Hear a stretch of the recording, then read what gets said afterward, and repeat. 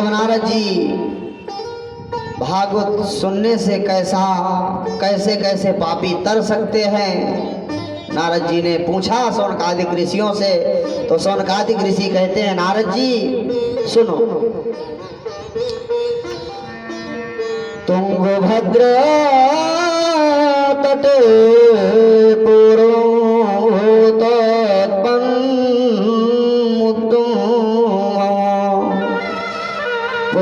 तुंगभद्रा तटे उत्तम पत्तनो अभूत।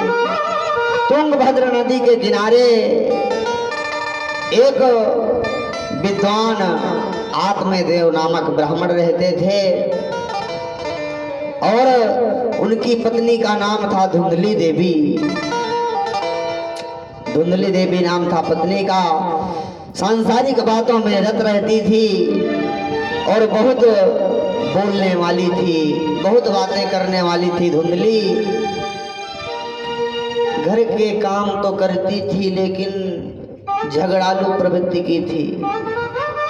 जब तक झगड़ा ना हो जाए किसी से तब तक भोजन करने वाली नहीं। बड़ी विडंबना।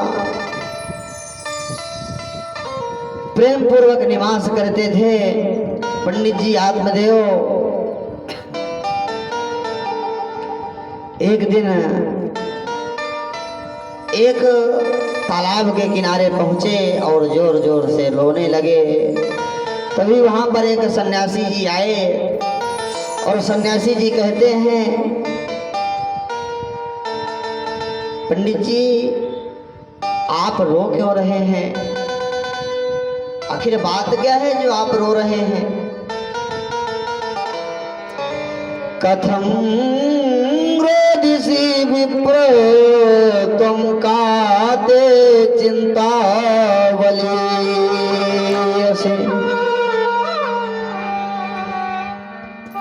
तुम्हें क्या चिंता है, तुम क्यों रो रहे हो? पंडित आत्मदेव कहते हैं हे ऋषि, हम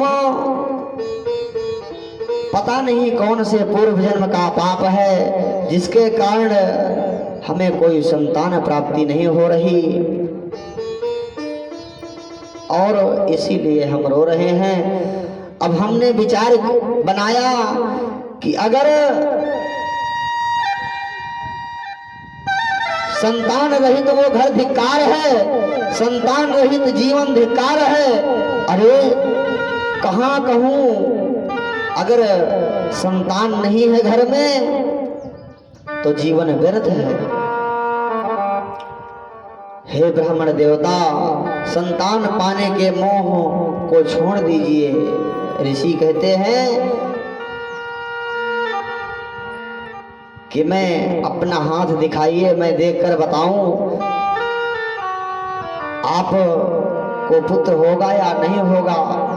हस्तरेखा देखकर बताते हैं।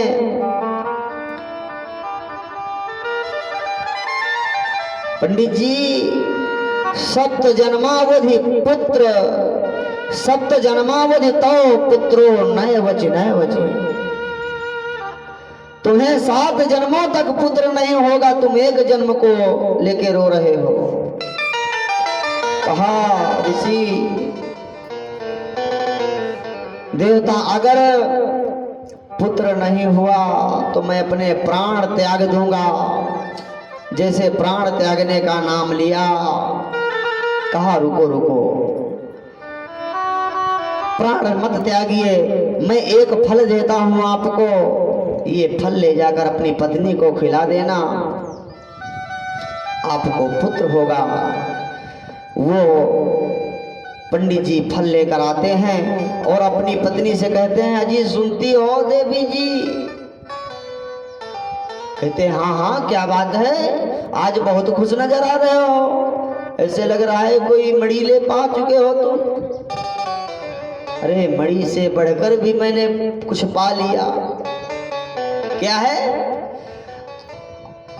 देखो मैं एक ऐसा फल लाया हूं कि जिसको आप खा लेंगी तो गर्भवती हो जाएंगी, आपको पुत्र उत्पन्न होगा। ये फल लीजिए। अब देवी जी का दिमाग सातवें आसमान पर पहुंच गया। कहा पंडित जी से कहा हाँ हाँ मैं फल खा लूंगी, लाओ दो मुझे। लेकर फल रख दिया अलमारी पर और पंडित जी तो इधर चले गए भ्रमण के लिए। इतने में धुंधकारी की धुंधली की बहन आ गई घर में, पड़ोस की। उसने कहा अजी बहन सुनती हो? बोले हाँ। बोले पंडित जी ने एक फल हमको दिया है और कहा है कि जो ये फल खा लोगी तो तुम्हें पुत्र उत्पन्न हो जाएगा, पुत्र पैदा होगा। तो भाई पुत्र होगा, देखिए हमने सुना है कि गर्भ में 9 महीने तक शिशु रहता है। अब बताओ जब हमारे पेट में बालक आ जाएगा तो हम कैसे भोजन कर पाएंगी, कैसे चल पाएंगी, कैसे दौड़ पाएंगी? हम तो भूखे रह जाएंगे। कुछ हमको उपाय बताइए जिससे हमें ये फल ना खाना पड़े। तो बहन ने कहा कि ऐसा करो, ये फल रख दो तुम उधर और मुझको दे दो, दे देना धन पैसा रुपया संपत्ति, और मुझसे मेरे गर्भ में बालक है, मेरा बालक तुम ले लेना, 9 महीने तक किसी तरह से छुपा के रखना। कहा ठीक है। तो वो बालक जैसे पड़ोसन ने बताया कि मेरा बालक ले लेना, धुंधली इधर 9 महीने तक अपने शरीर पर कपड़े बांधकर नाटक किया और उस फल को ले जाकर गाय को खिला दिया। जब गाय को खिला दिया तो इधर जब पड़ोसन के उस बहन के बालक होता है तो अपना बालक ले जाकर के धुंधली को दे देती हैं और कहती हैं हमको धन पैसा रुपया संपत्ति दे दीजिए। तो धन पैसा रुपया संपत्ति धुंधली देवी दे देती हैं अपनी बहन को और पंडित जी से कहते हैं जी सुनते हो? बोले क्या बात है? बालक हुआ? अच्छा तो नाम रख दें इनका?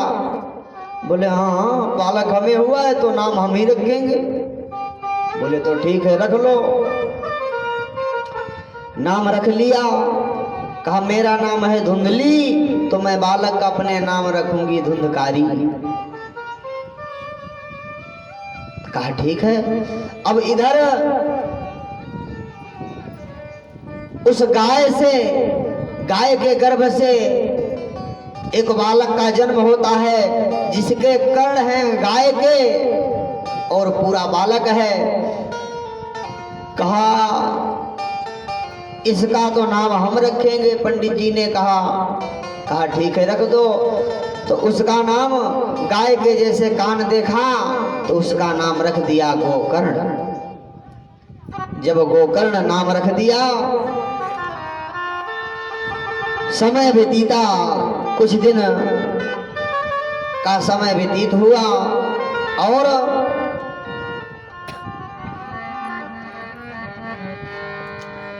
एक दिन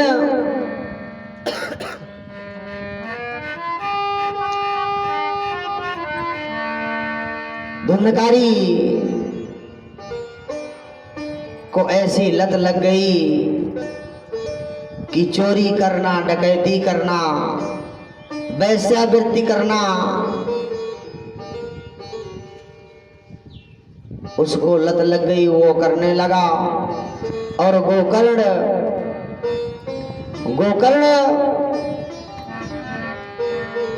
पंडित हुआ, ज्ञानी हुआ। गोकर्ण पंडित ज्ञानी, धुंधकारी महाखल है। राम नाम बिटिया भली और बिना राम नहीं पूत। सबरी तो वैकुंठ गई, धुंधकारी भय भूत। एक दिन अपनी मां को मारता है, घर का जितना धन संपत्ति है सब ले जाकर लुटा देता है। और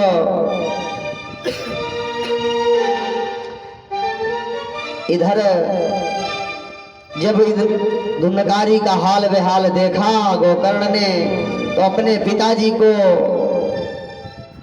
नवधा भक्ति का उपदेश दिया। जब उपदेश दिया, कहा पिताजी